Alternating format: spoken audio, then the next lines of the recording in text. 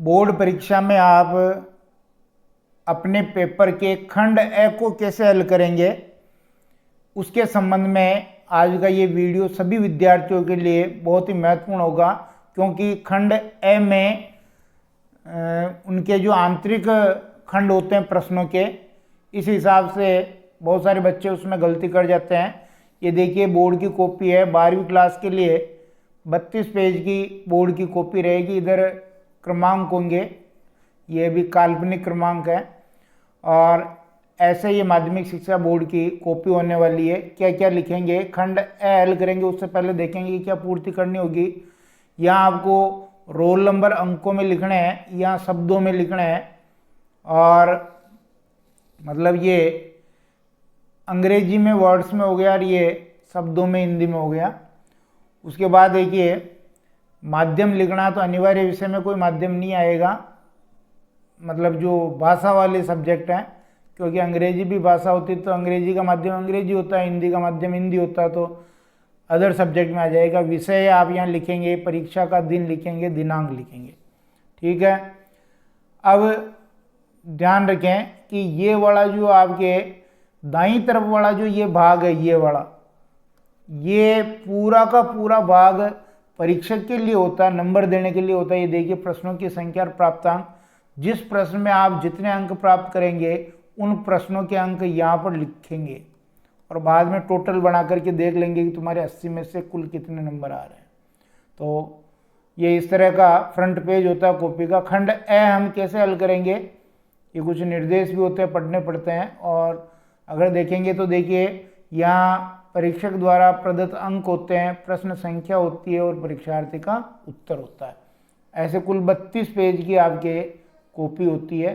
खंड ए को आप कैसे हल करेंगे ये हम चेक कर लेते हैं। ये खंड ए है, यहाँ पर मैंने हिंदी साहित्य का जो मॉडल पेपर 1 दिया है उसी को मैंने यहाँ हल करवा दिया है। वो मॉडल पेपर आप देख सकते हैं, वो मैं बता भी दूंगा। तो सबसे पहले आप क्या करेंगे कि ऊपर ही ऊपर ऐसे लिखेंगे खंड ए, खंड ए लिखा और वो बहुविकल्पात्मक प्रश्न यहाँ लिख दिया। प्रश्न संख्या के कॉलम में प्रश्न संख्या लिख दी। अब देखिए यहाँ पर प्रश्न संख्या जो एबेसद आपके कितने हैं, 15। तो यहाँ 15 तक रोमन संख्या में जो भी है, जैसे भी क्रम आपको पेपर में मिले वो सब लिख देना है। और ये देखिए सही विकल्प पहले में द, फिर ब, से, जिसका जो विकल्प सही है उसके सामने लिख दिया।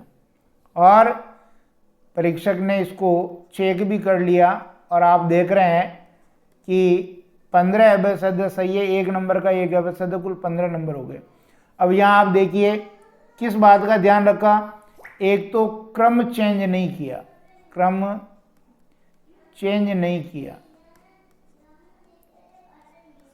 मतलब अगर आप देखेंगे तो 1 2 3 4 5 6 7 8 9 10 और 11 12 13 14 15, 15 ही जो एबेसद है वो सीक्वेंस से हैं, किसी का भी क्रम मैंने चेंज नहीं किया। मान लो आपको किसी प्रश्न का उत्तर नहीं आ रहा है तो जब उसको करेंगे तब लिख देंगे। मान लो ये जैसे 9वां प्रश्न है, मुझे नहीं पता है कि इसका उत्तर क्या है, तो यहाँ इसकी जगह खाली छोड़ देंगे और जब इसका उत्तर ध्यान में आएगा तब हम यहाँ लिख देंगे। तो ये इस तरीके से एक तो क्रम चेंज नहीं किया, आपको भी नहीं करना है। दूसरी चीज अलग अलग पेज में नहीं किए, ये अलग अलग पेज में नहीं किए, आपको भी ध्यान रखना। ये प्रश्न है जो अलग अलग पेज में नहीं किए, मतलब 15 एबेसद में से आपने कुछ एबेसद जैसे पेज नंबर 1 पे कर दिया, पेज नंबर 1 पे 5 कर दिए, फिर पेज नंबर 1 पे 5 कर दिए, पेज नंबर 3 पे आपने 3 कर दिए, फिर पेज नंबर 7 पर आपने 7 कर दी। तो ऐसे अलग अलग नहीं करने, वो इसलिए क्योंकि यहाँ ये जो रोमन संख्या में ये प्रश्न है, ये प्रश्न संख्या 1 है और इसके उत्तर वो एक ही जगह देगा। अगर आप अलग अलग जगह चेंज करेंगे तो वो कैसे नंबर देगा, क्योंकि ये सब जुड़ करके तो एक ही जगह लिखे जाएंगे 15 अंक।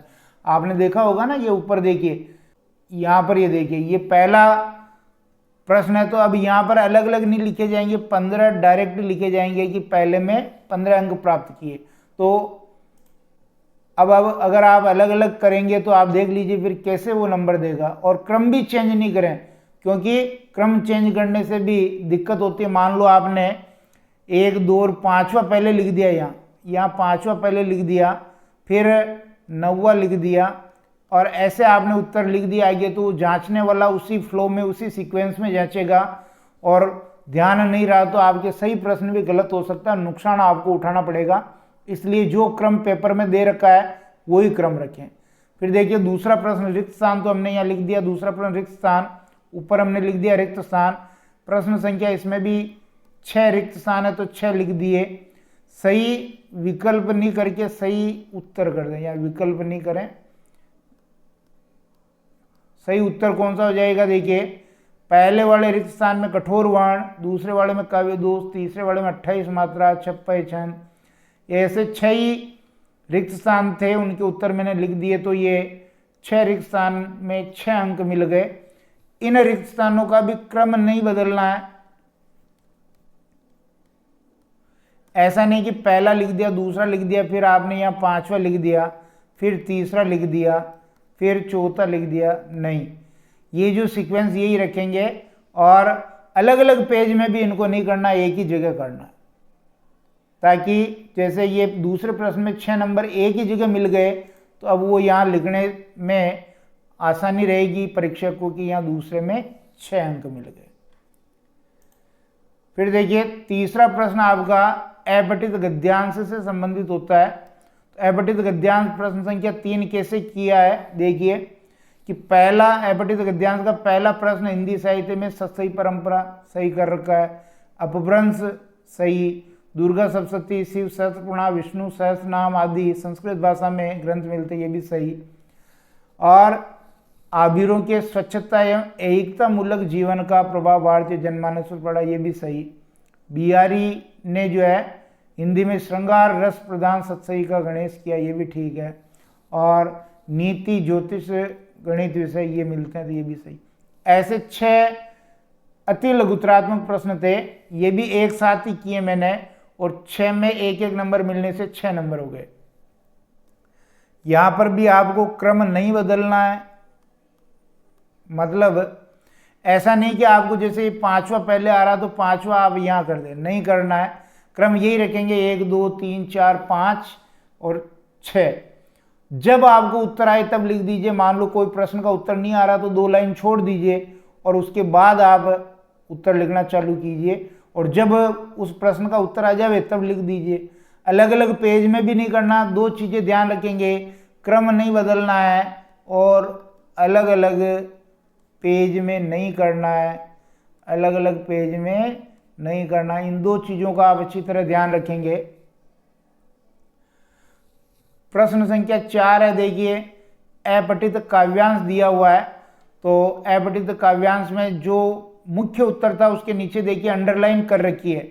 आपको भी ऐसे मुख्य उत्तर के नीचे अंडरलाइन करनी है, ताकि परीक्षक का सीधा ध्यान उस सही उत्तर पे चला जाए और वो बिना किसी ज़्यादा जद्दोजहद के वो आपका उत्तर पहचान ले और इस तरह से वो जांच ले। देखिए ये 6 प्रश्न है और 6 प्रश्नों के यहाँ उत्तर जांच रखे हैं। इस तरह से 6 × 1 बराबर 6 नंबर अपठित काव्यांश पद्यांश में मिल जाएंगे। प्रश्नों का क्रम बदलना है, न अलग अलग पेज में उनको करने, एक ही जगह करने। और सीधी सी भाषा में अगर मैं बताऊं तो खंड ए जैसा आ रहा है उसी क्रम में हूबहू रखते हुए आपको सारे प्रश्नों के उत्तर देने हैं। फिर आपका खंड ब चालू हो जाएगा और खंड ब में आप स्वतंत्र हैं, आपकी मर्जी है जैसा प्रश्न खंड ब है, और ऐसे ही खंड स और खंड द, इनमें से आपके जैसा मर्जी आए प्रश्न वो आगे पीछे कर सकते हैं, लेकिन खंड ए को छेड़ना नहीं है। खंड ए में जैसे प्रश्न है वैसे ही अपने को करने हैं। जो भी बोर्ड की कॉपी में, सैंपल कॉपी में जो खंड ए हल किया था वो इसी 12वीं की हिंदी साहित्य का मॉडल पेपर 1 था, और ये वो प्रश्न थे जिनको हमने वहाँ पर हल किए हैं, ताकि आप समझ सकें कि प्रश्नों के उत्तर कैसे लिखना है। और ये 4 तक यानी खंड ए में जो 4 प्रश्न आ रहे थे, चारों के उत्तर हमने वहां दे दिए हैं। ऐसे ही आपको लिखना है।